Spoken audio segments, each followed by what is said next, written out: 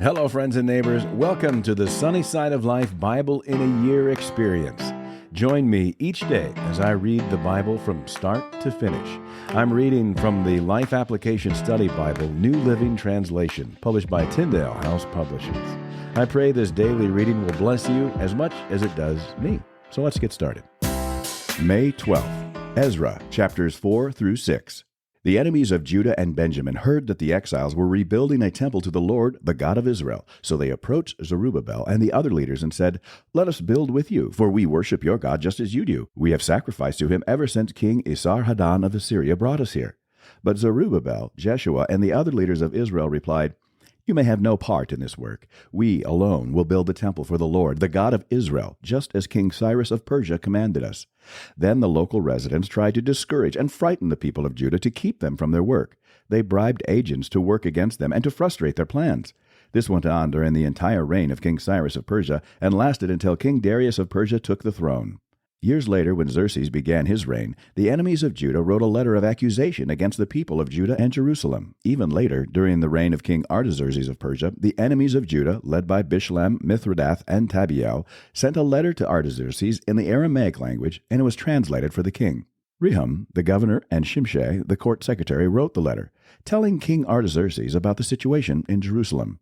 They greeted the king for all their colleagues, the judges and local leaders, the people of Tarpal, the Persians, the Babylonians, and the people of Erech and Susa, that is, Elam. They also sent greetings from the rest of the people whom the great and noble Ashurbanipal had deported and relocated in Samaria and throughout the neighboring lands of the province west of the Euphrates River.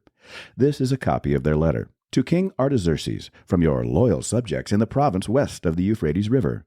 The king should know that the Jews who came here to Jerusalem from Babylon are rebuilding this rebellious and evil city. They have already laid the foundation and will soon finish its walls. And the king should know that if this city is rebuilt and its walls are completed, it will be much to your disadvantage, for the Jews will then refuse to pay their tribute, customs, and tolls to you. Since we are your loyal subjects and do not want to see the king dishonored in this way, we have sent the king this information. We suggest that a search be made in your ancestors' records, where you will discover what a rebellious city this has been in the past. In fact, it was destroyed because of its long and troublesome history of revolt against the kings and countries who controlled it. We declare to the king that if this city is rebuilt and its walls are completed, the province west of the Euphrates River will be lost to you. Then King Artaxerxes sent this reply. To Rehum, the governor, Shimshai, the court secretary, and their colleagues living in Samaria and throughout the province west of the Euphrates River. Greetings. The letter you sent has been translated and read to me. I ordered a search of the records and have found that Jerusalem has indeed been a hotbed of insurrection against many kings. In fact, rebellion and revolt are normal there.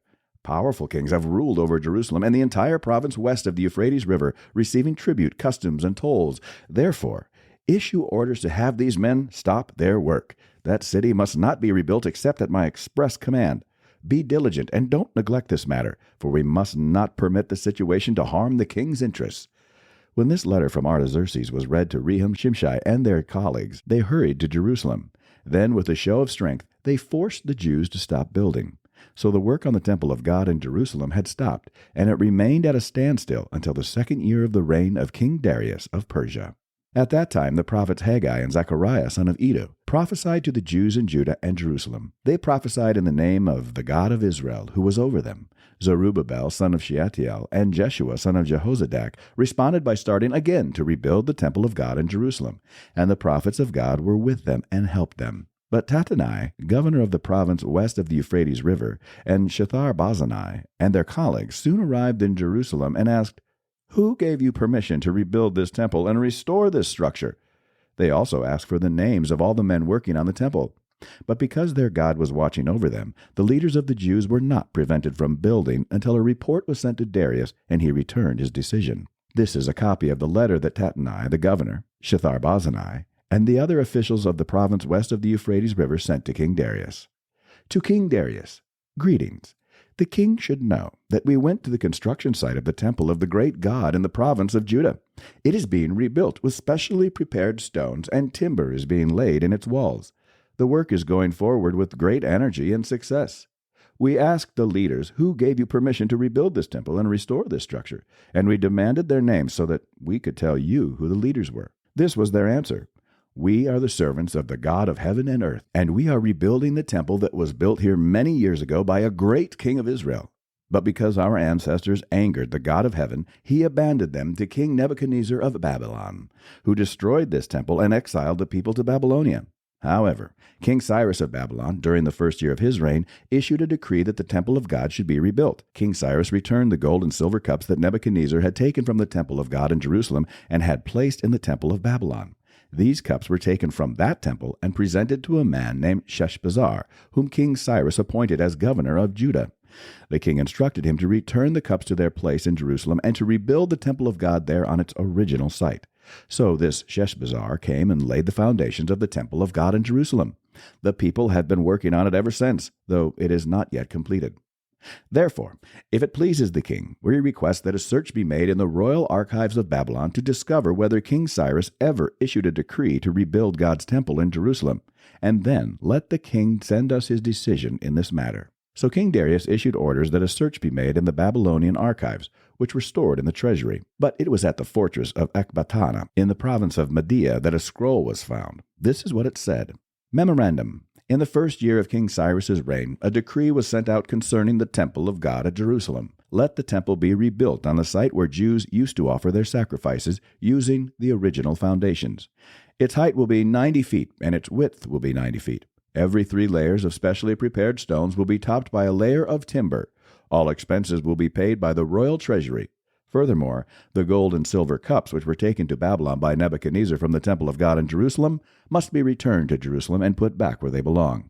Let them be taken back to the temple of God. So King Darius sent this message. Now therefore, Tattenai, governor of the province west of the Euphrates River, and Shethar-Bozenai, and your colleagues and other officials west of the Euphrates River, stay away from there. Do not disturb the construction of the temple of God. Let it be rebuilt on its original site, and do not hinder the governor of Judah and the elders of the Jews in their work. Moreover, I hereby decree that you are to help these elders of the Jews as they rebuild this temple of God. You must pay the full construction costs without delay from my taxes collected in the province west of the Euphrates River, so that the work will not be interrupted. Give the priests in Jerusalem whatever is needed in the way of young bulls, rams, and male lambs for the burnt offerings presented to the God of heaven, and without fail provide them with as much wheat, salt, wine, and olive oil as they need each day. Then they will be able to offer acceptable sacrifices to the God of heaven and pray for the welfare of the king and his sons. Those who violate this decree in any way will have a beam pulled from their house. Then they will be lifted up and impaled on it, and their house will be reduced to a pile of rubble. May the God who has chosen the city of Jerusalem as the place to honor his name destroy any king or nation that violates this command and destroys this temple. I, Darius, have issued this decree. Let it be obeyed with all diligence. Tattenai, governor of the province west of the Euphrates River, and Shethar-Bozenai and their colleagues complied at once with the command of King Darius. So the Jewish elders continued their work, and they were greatly encouraged by the preaching of the prophets Haggai and Zechariah, son of Iddo. The temple was finally finished, as had been commanded by the God of Israel and decreed by Cyrus, Darius, Artaxerxes, the kings of Persia. The temple was completed on March 12th, during the 6th year of King Darius's reign. The temple of God was then dedicated with great joy by the people of Israel, the priests, the Levites, and the rest of the people who had returned from exile. During the dedication ceremony for the temple of God, 100 young bulls, 200 rams, and 400 male lambs were sacrificed, and 12 male goats were presented as a sin offering for the 12 tribes of Israel. Then the priests and Levites were divided into their various divisions to serve at the temple of God in Jerusalem, as prescribed in the book of Moses. On April 21st, the returned exiles celebrated Passover. The priests and Levites had purified themselves and were ceremonially clean. So they slaughtered the Passover lamb for all the returned exiles, for their fellow priests, and for themselves. The Passover meal was eaten by the people of Israel who had returned from exile, and by the others in the land who had turned from their corrupt practices to worship the Lord, the God of Israel. Then they celebrated the festival of unleavened bread for 7 days. There was great joy throughout the land, because the Lord had caused the king of Assyria to be favorable to them, so that he helped them to rebuild the temple of God, the God of Israel. That's it for today, friends. Feel free to read ahead on your own. Before I go, let's share the Lord's Prayer together. Our Father who art in heaven, hallowed be thy name. Thy kingdom come, thy will be done, on earth as it is in heaven. Give us this day our daily bread, and forgive us our trespasses, as we forgive those who trespass against us. Lead us not into temptation, but deliver us from evil. For thine is the kingdom, and the power, and the glory forever. Amen.